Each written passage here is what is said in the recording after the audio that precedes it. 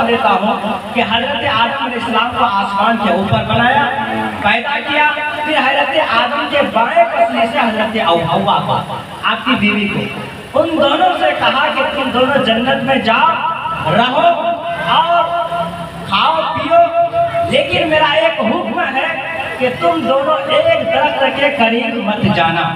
لیکن شیطان جو سب سے بڑا دشمن ہمارا اور آپ کا ہے، حضرت آدم علیہ السلام کا تھا، وہ شیطان نے جا کر دونوں کو ورگلایا، بہکایا، اور وہ دونوں بہک گئے، جا کر کے جس درخت کے پھل کھانے سے منع کیا تھا کھا لیے۔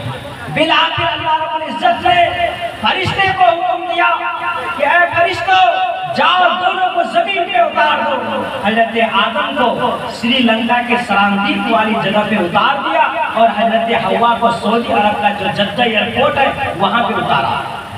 دونوں حضرت آدم اور حوا دونوں آپس کی جدائی پہ روتے رہے اور اللہ رب العزت سے معافی مانگتے رہے۔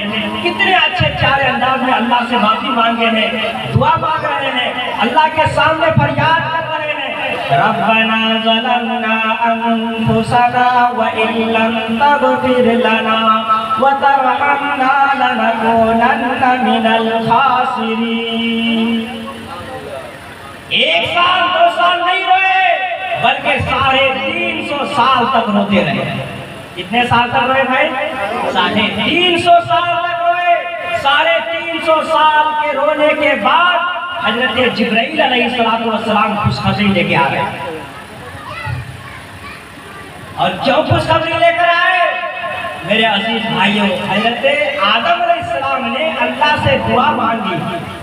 کس کے نام سے دعا مانگی تھی؟ کس کے صدقے طفیل دعا مانگی تھی؟ وہ میں آپ کو بتانا چاہتا ہوں میرے عزیز بھائیوں۔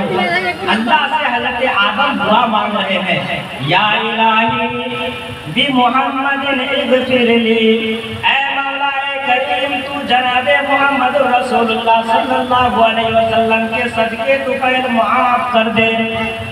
کس کے صدقے طفیل؟ محمد صلی اللہ علیہ وسلم کے صدقے طفیل تو مجھے معاف کر دے۔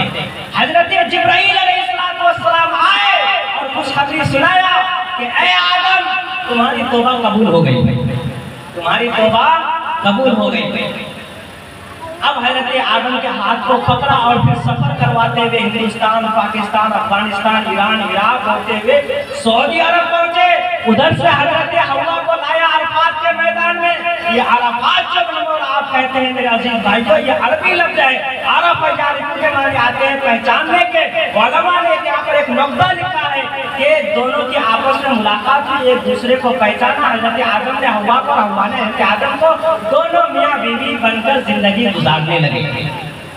اب میرے عزیز بھائیو، حضرت آدم اور حوا سے جو اولاد پیدا ہوئے ہیں آپ کتابوں میں پڑھیں گے، قابل، حابیل، اکلیمہ۔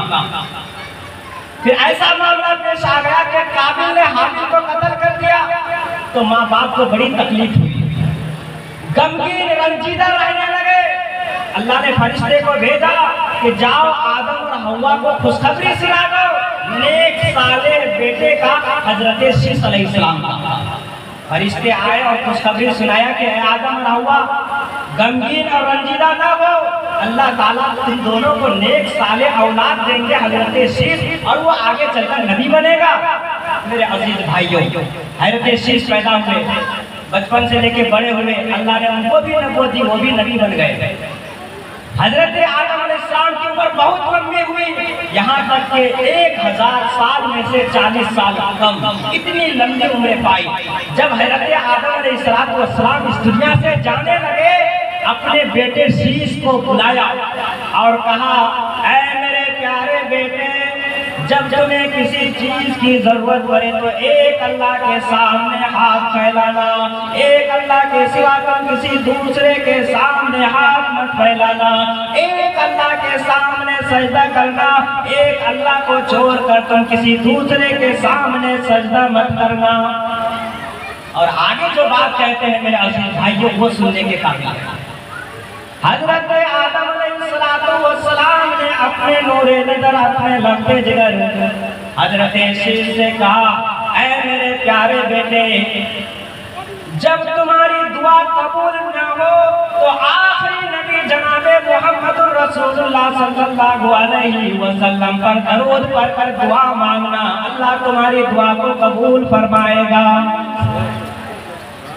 کیا کرنا؟